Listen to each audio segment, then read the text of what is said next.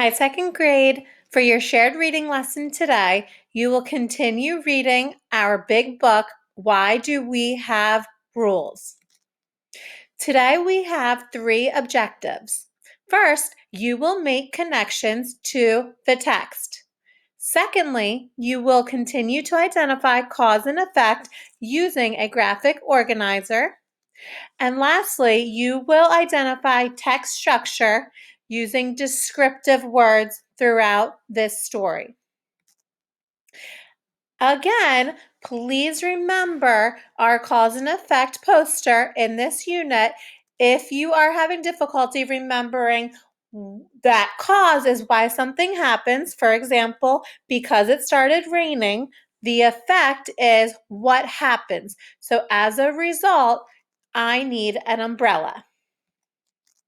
We are also thinking about how we can make connections as we are reading our big book together this week. When we make a connection between the text and our own experiences, it makes what we're reading more meaningful.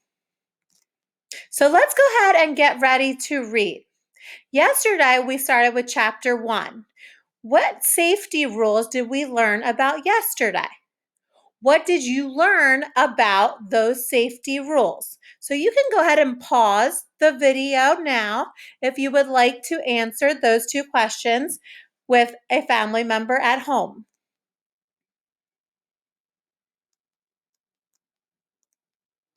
Great. Let's continue today with chapter 2. I will read chapter 2 to you out loud. If you would like to read it on your own, feel free to pause the video now. While I'm reading, I encourage you to continue to apply our cause and effect skill and also thinking about making those meaningful connections. Chapter 2, Rules for Fair Play. Everybody wants to be treated with fairness. Some rules keep people from treating others unfairly. The rules make sure that everybody gets the same chances. You are being a good citizen when you play by the rules. So, I also want you to be mindful. Make sure you're looking at the pictures, the examples in the pictures. You might be able to make meaningful connections with what you're seeing those team players doing. Also, make sure you're reading the captions. Remember, captions help us better understand what is happening in the pictures. We know that when teams play by the rules, everyone gets a chance to win. Playing by the rules helps everyone get along. So now it's your turn. I want you to think if you can find an example of a cause and effect in this chapter. So go ahead and pause the video and see if you can come up with one. Remember, good readers go back and reread the text, or you can find this in a PDF document.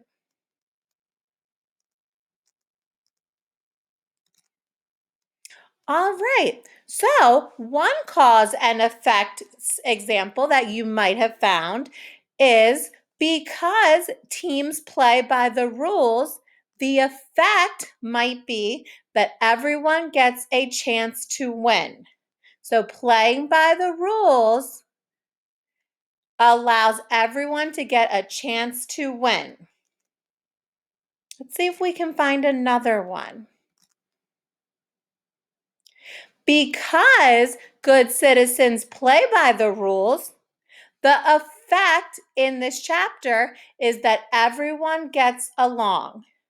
So it's very important to remember that when you are a good citizen playing by rules, there is a positive effect, and that is that everyone gets along.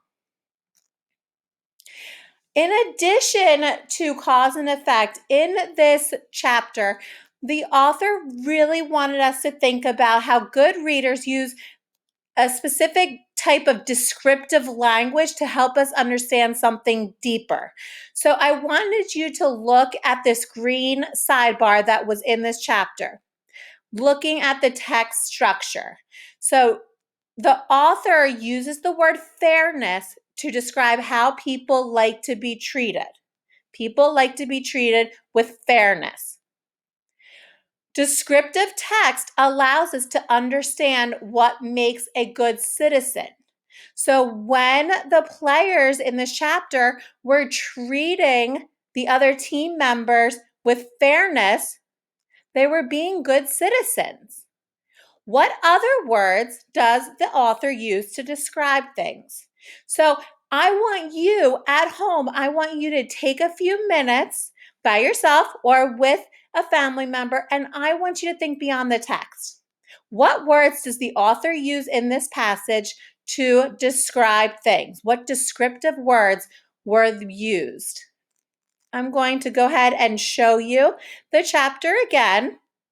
Remember, rereading helps us really pull out those descriptive words. So you can go ahead and take as much time as you need to try and figure out other words that the author used that were descriptive, describing words. Good luck, and I hope you enjoyed your shared reading lesson today. Have a great day.